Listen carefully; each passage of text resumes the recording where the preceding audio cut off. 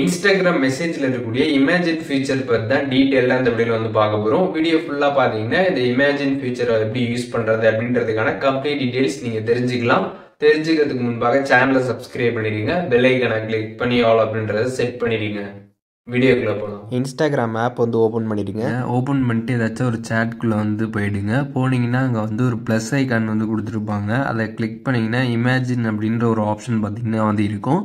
அந்த option click பண்ணிடுங்க. Click பண்ணதுமே பார்த்தீங்கன்னா இதில் வந்து நிறைய இமேஜின் போட்டு நிறைய ஃபோட்டோஸ் எல்லாமே உங்களுக்கு இதில் வந்து கொடுத்துருப்பாங்க. அது என்ன மாதிரி ஃபோட்டோஸ் அப்படின்றதுக்கான நேமே வந்து இருக்கும். ஜஸ்ட் அதை நீங்கள் கிளிக் பண்ணிங்கன்னா அதில் இருக்கக்கூடிய ஃபோட்டோஸ் எல்லாமே நீங்கள் வந்து பார்த்துக்கலாம்.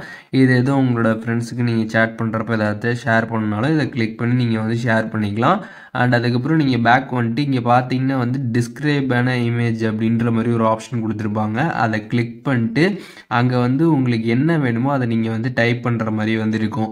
இப்போ வந்து imagine car in under water அப்படின்ற மாதிரி நான் இங்கே வந்து டைப் பண்ணியிருக்கேன். டைப் பண்ணிட்டு பக்கத்தில் ஒரு ஐக்கான் இருக்கும், அதை வந்து கிளிக் பண்ணிடுங்க. ஒன்ஸ் அதை கிளிக் பண்ணிட்டீங்கன்னா நீங்கள் என்ன டைப் பண்ணிங்களோ அதுக்கு தகுந்த மாதிரி பார்த்தீங்கன்னா உங்களுக்கு இமேஜஸ் பார்த்தீங்கன்னா ஜென்ரேட் பண்ணி வந்து உங்களுக்கு கொடுத்துரும்.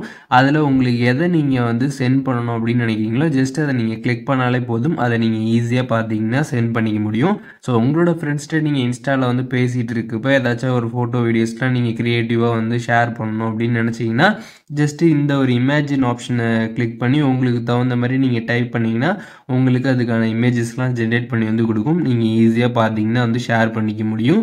இந்த ஆப்ஷன் பற்றி உங்களுக்கு கம்ப்ளீட் டீட்டெயில்ஸ் இந்த வீடியோவில் தெரிஞ்சிருக்கும்னு நினைக்கிறேன். இதில் எதுவும் டவுட் இருந்துச்சுன்னா கண்டிப்பாக கமெண்ட்ஸில் மென்ஷன் பண்ணுங்கள். நான் எல்லாருக்குமே ரிப்ளை பண்ணுறேன்.